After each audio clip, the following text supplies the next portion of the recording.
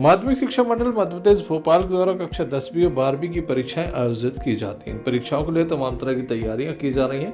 ये परीक्षाएं जो है वो दमोह के 84 परीक्षा केंद्रों पर आयोजित होगी। 25 फरवरी से 25 मार्च तक ये परीक्षाएं चलने वाली हैं।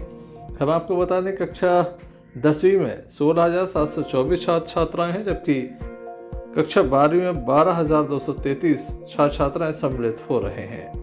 यहाँ पर सुबह 8:30 बजे तक परीक्षार्थी को परीक्षा केंद्र के अंदर पहुँचना अनिवार्य कर दिया गया है। खास बात यह है कि कई तरह के नए नियम भी लागू किए गए हैं। अब जो शिक्षक परीक्षा केंद्र में जाएगा वह वापस नहीं निकल पाएगा, 3 घंटे तक उसे वहीं रहना होगा। साथ ही जो पेपर का जो पैकेट बंडल खुलता है वह भी परीक्षा केंद्र के अंदर खुलेगा। बाहर किसी भी कमरे में कोई उसे नहीं खोल सकता। परीक्षा जहां पर आयोजित होगी उसी केंद्र में खुलेगा। सुरक्षा की खास चाक चौबंद व्यवस्थाएं की गई हैं।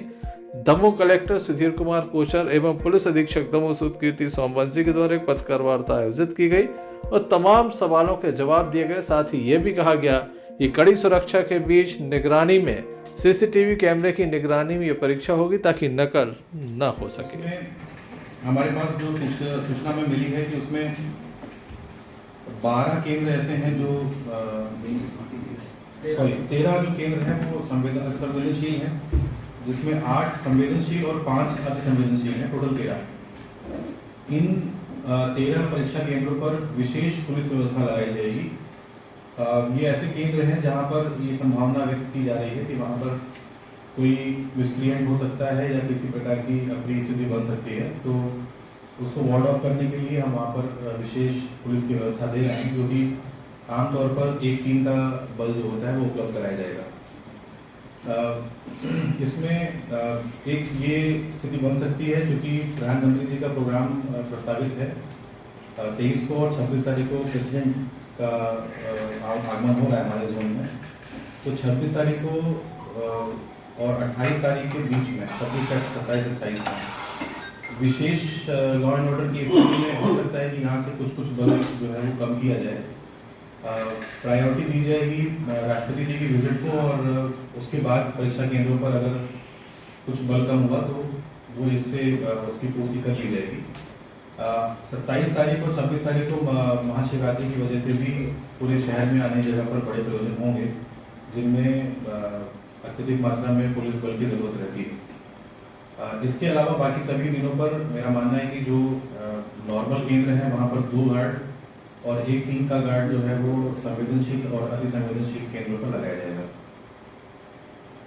इसके अलावा थाना प्रभारियों को भी एक ये हिदायत दी गई है कि अपने क्षेत्रों में पूर्व में इस प्रकार के यदि कोई प्रकरण बने हैं जो परीक्षा में व्यवधान डालते हैं, पेपर आउट करने के संबंध में कोई उनके पास किसी व्यक्ति की सूचना उपलब्ध हुई हो पहले से, या किसी भी प्रकार का कोई मिसक्रिएंट हो जो पूरी परीक्षा की प्रोसेस को प्रभावित कर सकता है, तो उसकी प्रतिबंधात्मक कार्रवाई पहले से कर ली जाए और उनको थाने पर बुलाकर उनकी हाजिरी दर्ज कराकर उनको हिदायत दी जाए। इसमें थाना भिंडोरिया ये आपने सारे बनाए हैं। जो विद्यालय हैं उसमें भटियागढ़, जवेरा, हिमलिया घाट, बनवार, पटेरा, मढ़ियादो थाने के क्षेत्र हैं। अति संवेदनशील में शहर में दमोह का, भटियागढ़ का, तेंदुखेड़ा, तेजगढ़ और बनवार चौकी, इनके अति संवेदनशील जो है वो विद्यालय आते हैं। इन सभी थानों को विशेष रूप से पत्र लिख के थाना प्रभारी की भी उपस्थिति वहाँ पर सुनिश्चित की जाएगी कि पेपर ले जाने से लेकर परीक्षा संपन्न होने तक पुलिस की वहाँ पर मुस्तैदी रहे और इस प्रकार की कोई अप्रिय घटना उत्पन्न ना हो।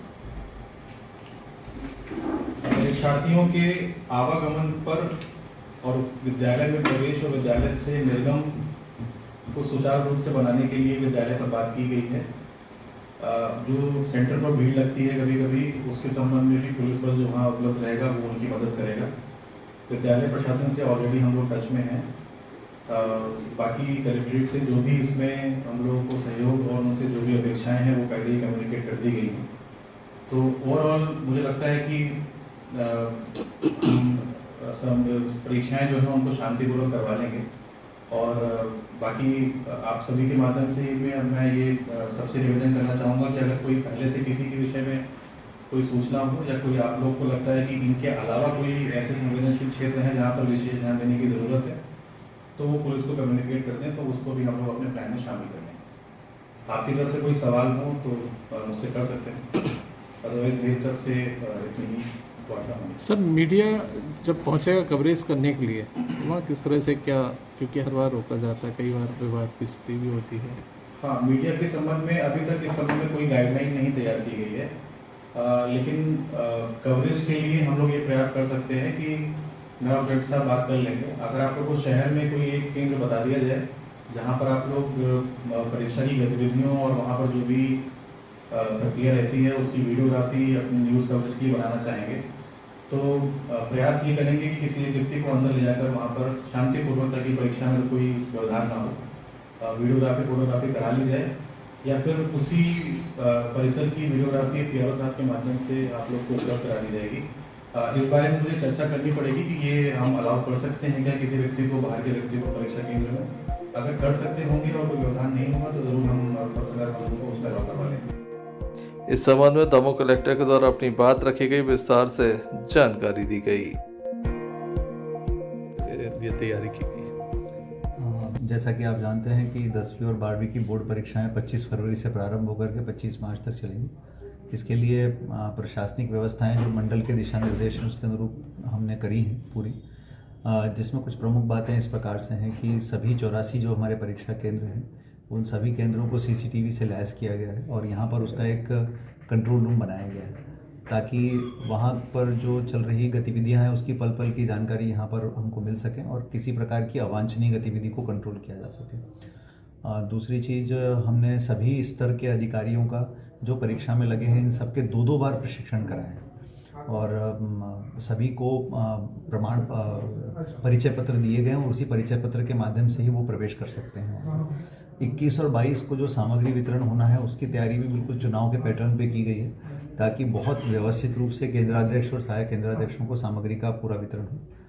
और नकल और अवांछनीय सामग्रियों के रोकने के लिए और सोशल मीडिया पर इन चीज़ों को रोकने के लिए पुलिस और प्रशासन मिलकर के काम कर रहे हैं। इस तरह की सोशल मीडिया साइट्स पर और इस तरह के प्लेटफॉर्म्स पर लगातार कड़ी निगरानी रखी जा रही है और 100 मीटर के दायरे में केंद्र पर सभी प्रकार से प्रतिबंध लागू रहेगा और यहाँ पर एक विशेष पुलिस अधिकारी भी हम तैनात करेंगे और 100 मीटर के अंदर केवल परीक्षा देने वाले, परीक्षा लेने वाले और परीक्षा का पर्यवेक्षण करने वाले लोग ही जा सकते हैं।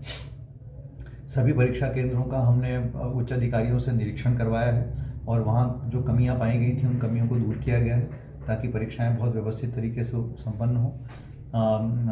पुलिस थानों में प्रश्न पत्रों को रखने की व्यवस्था से लेकर के सारी व्यवस्थाओं पर सभी हमारे स्टेक होल्डर डिपार्टमेंट्स के साथ मीटिंग्स हो गई हैं और इस बिजली विभाग के साथ चर्चा करके कहीं पर भी बिजली की व्यवस्था बाधित न हो इसकी व्यवस्था की गई है। साथ में जो है हमने एम्बुलेंस और नर्सेस को जो है अलाइन कर दिया है संबंधित परीक्षा केंद्रों के साथ, ताकि यदि कोई किसी की तबीयत बिगड़ती है तो तत्काल जो है उसको स्वास्थ्य सुविधाएं मिल सकें। इस प्रकार से कुल मिलाकर के सारी तैयारियां हम लोगों ने करने का प्रयास किया है। सीसीटीवी की भी बात आ रही है, कहाँ लगे हैं, कितने लगे हैं? जितने 84 परीक्षा केंद्र हैं हमारे, उन परीक्षा केंद्रों में हर उस कमरे में सीसीटीवी कैमरा लगाया गया है जिस कमरे में पेपर होना है। इसके अलावा प्राचार्य कक्ष में और बाहर भी। तो इससे पूरे केंद्र की निगरानी जो है सेंट्रलाइज तरीके से आराम से। सर, कहीं संयुक्त रूप से नकल ना हो उसके लिए भी क्या कोई दिशा निर्देश जारी किए? जी, नकल रोकने के लिए विशेष? हाँ, नकल रोकने के लिए विशेष दिशा निर्देश जारी किए गए हैं। एक तो जैसा मैंने बताया कि 100 मीटर के अंदर सभी का किसी भी परीक्षा से जो जुड़ा नहीं है उनका सबका आना प्रतिबंधित है पूरी तरह से। और चाहे वो कॉपी किताब लेकर के बच्चे आते हैं, चाहे फ़ोन लेकर के आते हैं, चाहे कोई भी सामग्री लेकर के आते हैं, वो सब 100 मीटर के दायरे से बाहर रहेंगी। जो अधिकारी कर्मचारी परीक्षाओं में लगे हैं वो भी मोबाइल फ़ोन का प्रयोग नहीं कर सकते हैं और वो सब मोबाइल फ़ोन जो केंद्र में अधिकारी कर्मचारी यूज़ करते हैं उन सब को केंद्राध्यक्ष द्वारा लेकर के एक अलमारी में सीलबंद रखा जाएगा और परीक्षा पूर्ण होने के बाद ही वो वितरित किए जाएंगे वापस।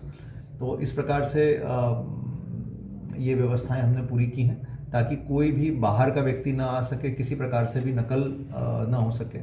और जिन लोगों को ड्यूटी पे लगाया गया है वो ये देखा गया है कि उन्होंने जो केंद्राध्यक्ष हैं, सहायक केंद्राध्यक्ष हैं और जो परीक्षा से सीधे जुड़े लोग हैं वो पिछली बार उन्होंने उस केंद्र में ड्यूटी नहीं की हो, उन्हीं को लगाया गया है, ताकि ऐसा ना हो कि एक ही व्यक्ति की हर साल एक ही केंद्र पे ड्यूटी लग रही है, ऐसा बिल्कुल ना हो, ये सुनिश्चित हमने